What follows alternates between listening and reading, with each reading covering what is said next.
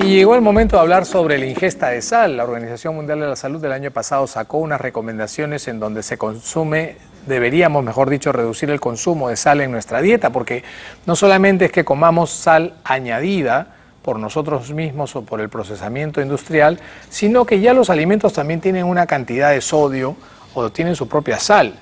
Entonces esa sal intrínseca más la sal extrínseca que nosotros podemos añadir a veces de manera excesiva es lo que genera una gran carga de enfermedad, sobre todo en lo que el aparato cardiovascular se refiere, ¿no es cierto? Lo primero que le recomiendan a un hipertenso es, oiga, no coma sal, pero como estamos tan acostumbrados y ya nos hemos rodeado de un espacio de confort tan rico gastronómicamente hablando en base a la sal y al sodio, y la dieta peruana es muy rica en sodio, es que pues, nos resulta difícil cambiar ese hábito que lo tenemos tan arraigado.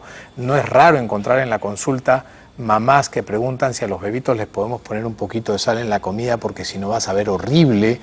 Las abuelitas también dicen, ay, pero yo le pongo un poquito de sal a la comida de mi nieto porque si no es horrible, ¿no? Cuando lo primero que tienen que saber es que el nietecito no está diseñado pues para comer sal porque sus papilas gustativas no se lo van a permitir. Él está diseñado para abrir la boca y empezar a experimentar con sabores nuevos, por lo tanto la sal sale sobrando, además que sus riñones no la pueden manejar tanto. Para hablar sobre la sal en la dieta estamos con Marita Parodi, ella es nutricionista, vamos a conversar con ella cuánto es demasiado, cuánto es suficiente y cuánto es seguro. Incluso nos ha traído aquí alguna cantidad de cucharitas de diferentes medidas para que ustedes sepan más o menos cuánto es la sal que deberíamos consumir en un día.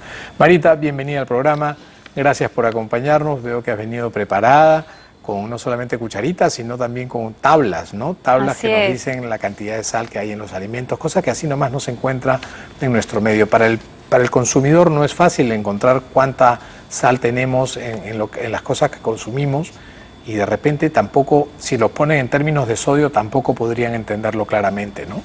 Hola Pepe, primero gracias por invitarme, te felicito porque el programa está lindo. Gracias Marita, tú lo haces bonito. Gracias. Mira Pepe, es cierto que acá en el Perú no se exige en el etiquetado colocar la cantidad de sodio o de sal que tienen los alimentos. Ajá. Y hoy sabemos que es fundamental. Es fundamental porque la vida agitada, la vida moderna nos lleva a consumir mucho alimento empacado, cosa que antes no había. Y entonces muchas veces pecamos en exceder en la cantidad de sodio que está incluida en la sal. Y bueno, atentamos contra nuestra salud. Correcto. Cuando hablamos de sal hablamos de cloruro de sodio, ¿no es cierto? Pero ¿cuál es el que generalmente nos representaría un problema en la salud cuando abusamos de la sal? ¿El cloro o el sodio? Mira, el cloruro porque todo el mundo habla de sodio. Exacto, es que el sodio es el mineral. El cloruro de sodio tiene 40% de sodio. Y el que nos daña, el que tenemos que controlar, bueno, nos daña si abusamos de él, porque es un mineral esencial. Porque el sodio es importante para un montón de funciones corporales, ¿no es cierto? Nuestras células necesitan mantener un equilibrio de cargas eléctricas gracias al sodio y al potasio, pero todo en la justa medida. Por supuesto, o sea, el sodio es fundamental porque maneja todo el agua del cuerpo. Correcto. Las bombas de entre sodio y potasio que permiten que entren y salgan nutrientes de las células dependen de un equilibrio entre ellos, además del magnesio y del calcio que también intervienen en este equilibrio. ¿Cómo no? El corazón, el volumen de la sangre, una serie de cosas que si se alteran generan enfermedad. Correcto. Ahora, ¿cómo consumimos sal los peruanos? ¿Cómo es la dieta del peruano? ¿Es una dieta rica en sodio? Bueno, es que la sal es rica. O sea, la comida, tú cocinas y le aumentas un poquito de sal y mejoras mucho un plato. Tú te pones sal en la lengua y dices, esto es rico, ¿no? Lo que está pasando es que se está alterando ese umbral de sal. Porque antes una comida normal cocinada en la casa resultaba que satisfacía tu necesidad de sal o tu gusto por la sal. Pero hoy, como hay mucha comida en la calle, por ejemplo, los chicos, los adolescentes, los niños comen mucho en la calle. Entonces la comida chatarra, conocida como chatarra, por ejemplo, las hamburguesas, las papas fritas, las pizzas, suelen ser saladas. Entonces luego llegan a casa y si la mamá ha puesto un salero en la mesa al día siguiente, entonces terminan poniendo mucha sal en la comida y terminan pues alterando mucho su organismo. El propósito siempre es vive mejor. No sé si más o menos, pero lo que vivas o lo que te toque vivir, que sea pues sano. Por supuesto. Para que puedas producir, para que puedas trascender. ¿no es cierto? Entonces hay una serie de medidas y de normas y de regulaciones, unas muy eficientes, otras realmente son una tontería, ¿no es cierto? Pero al final todas redundan en que vamos a tratar de ayudar de la mejor manera posible, pero yo creo que informar siempre es mucho más fácil en cuanto a costo-beneficio y más rentable, ¿no? que tomar medidas que a veces un poco más caras. Los alimentos que consumimos en la dieta, en la casa, en la culinaria peruana, ¿redundan en sal o es que nosotros nos hemos acostumbrado a salar nuestros alimentos de manera excesiva, echándole al ojo por ciento nomás?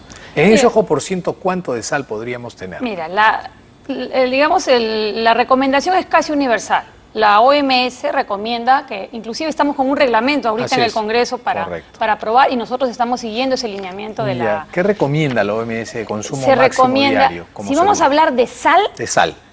6 gramos, que es una cucharita. Por eso tengo mi cucharita acá. Es una cucharita, como una cucharita de té. Ya, correcto. Una cucharita normal que tiene 5 gramos. A ras. Sí. Correcto. Es el equivalente a esta o una cucharita de té que tenemos en la casa. Eso es lo que es sal.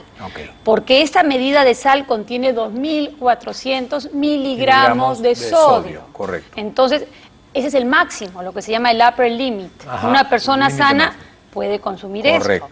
Pero si tú ves esta medida y tú te imaginas que si tú tienes un salero en la mesa y a cada plato que ya viene cocinado de la casa o un restaurante tú le vas a aumentar sal, probablemente te estés pasando. ¿Cómo no? Y si además compras un cereal de caja, compras un atún de caja, mandas a tus hijitos unas galletas empacadas, esto lo aumentas y lo triplicas, como está pasando. Si pones el salero en la mesa también. Por supuesto, hay varios países, en Argentina, en Chile, en México, por ejemplo, se ha tomado una medida que prohíbe el uso de un salero en los restaurantes en la mesa. Entonces, ya si una persona lo solicita al mozo, ok, lo trae.